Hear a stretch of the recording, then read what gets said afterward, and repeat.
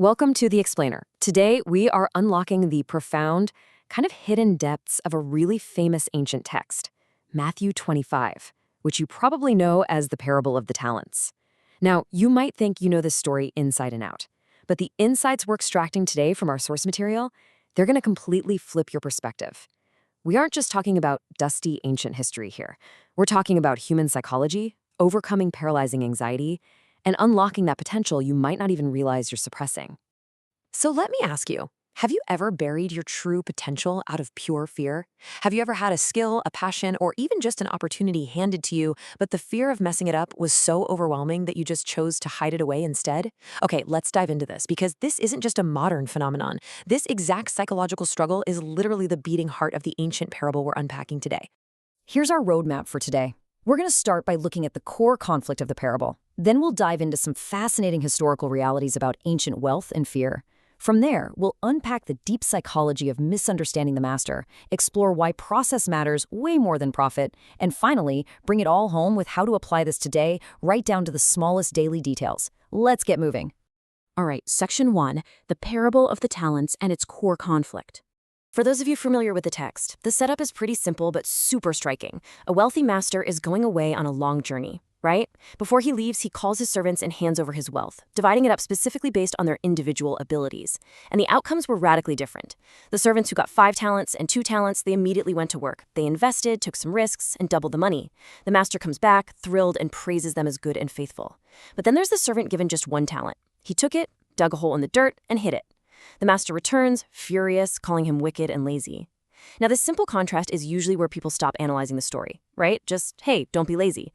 But our source material peels back a much, much deeper layer here. Which brings us to Section 2, contextualizing the text through ancient wealth and fear. To really understand what went wrong, we need to completely toss out our modern assumptions about money and step right into the sand and dust of ancient Judea. You see, a talent was not a small coin. And it wasn't metaphor for like singing or painting, like how we use the word today. In the ancient world, a single talent was a staggering, massive measure of weight, usually silver or gold. We're talking the equivalent of millions of dollars in today's value. Just imagine being a lowly servant and your boss suddenly hands you a briefcase with $2 million in cold, hard cash and just says, manage this based on your ability. I mean, it's a terrifying, overwhelming amount of responsibility. And this brilliantly illustrates exactly why the 1 talent servant did what he did. Look, while Roman banks did exist, the servant didn't use them. Why? Because burying treasure was actually a deeply standard, culturally accepted way to secure wealth back then. In a world without, digital encryption or FDIC insurance, if you wanted to hide money from thieves or armies, you put it in the dirt. The servant wasn't trying to be actively rebellious. He was employing a standard, albeit incredibly overly cautious, strategy to ensure he didn't lose a single cent of this massive fortune. So if burying money was a standard security practice, why on earth was the master so intensely furious? Well, that brings us to Section 3, misunderstanding the master, which is really the psychological turning point of this whole explainer. The servant's failure wasn't really about financial mismanagement at all. It was about a deeply flawed perception of character. As our source puts it, the master knew the servant, but the servant didn't know the master. The master gave the wealth based on each servant's specific ability, right? He intimately understood what they could handle. But that 1 talent servant, he had absolutely no idea who he was actually working for. Let's look at the psychology laid out here. The servant actually tells the master, I knew you to be a hard man, reaping where you did not sow.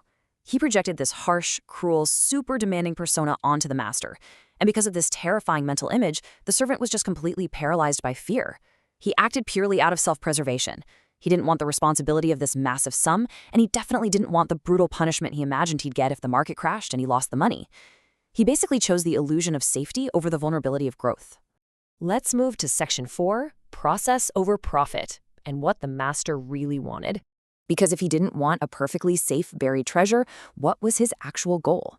The paradigm shift here is that the master cares way more about the process of growth than the final financial yield. Think about it. The master was already mind-bogglingly wealthy. He didn't need the servants to make him more money. He was testing their character. The actual process of trading, negotiating, taking risks, bearing responsibility, that is what matures a person. The master wasn't looking for zero risk. He was looking for active engagement. Our source material brings this right into the modern day. Think about modern investing, like putting money into an S&P 500 index fund or using dollar cost averaging. You know the market is going to fluctuate. There will be dips. There are going to be days you look at your portfolio and it's way down. But you keep investing. You take responsibility through those market dips because you know growth happens over time through the process, not by panicking and stuffing your cash under a mattress. The master expected market fluctuations. He literally just wanted the servant to try. Okay, Section 5, don't bury your gifts. Let's apply this lesson today. Let's take a hard look in the mirror. How are you handling the talents you've been given in today's world? So the crucial point is, it comes down to these 3 steps.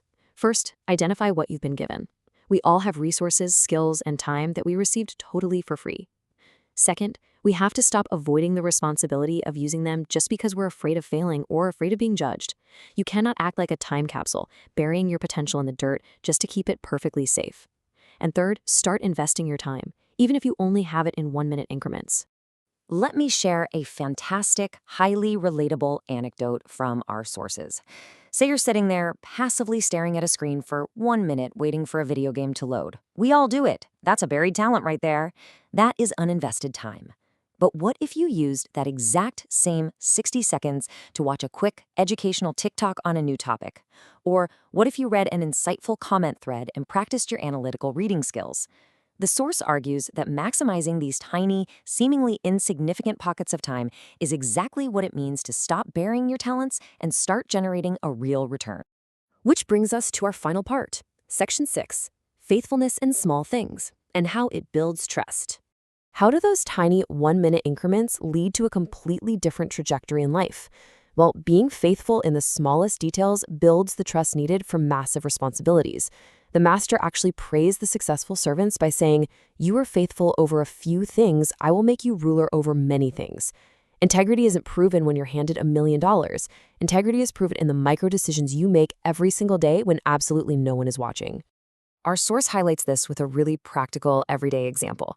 Think about a high school student who is super frustrated by a strict school policy that only allows one ear piercing. The immediate reaction is often rebellion, right? Like, it's my body, my choice, this rule is totally pointless. But the source reframes this brilliantly. Following that minor, seemingly annoying rule isn't actually about the ear piercing. It's a small consistency that proves your character. If you can handle a tiny restriction with grace, you prove you're trustworthy enough to handle much larger freedoms later in life. It's the exact same with public speaking or any skill. You don't start by speaking to a packed stadium. You start by fumbling through a presentation to 3 people. You invest the small talent, you risk looking a little foolish, and over time, that faithfulness compounds into real mastery. I want to leave you with this final, provocative thought. What talents are you currently hiding in the ground that you need to dig up today? Is it a creative project you're too scared to share? Is it a difficult conversation you've been avoiding? Or is it just 5 minutes of your morning that you're throwing away scrolling? Stop projecting fear onto the world around you. Stop hiding from responsibility. Grab a shovel, dig up your potential, and start investing it today. Thank you so much for joining me on this explainer, and I seriously can't wait to see what you do with your talents.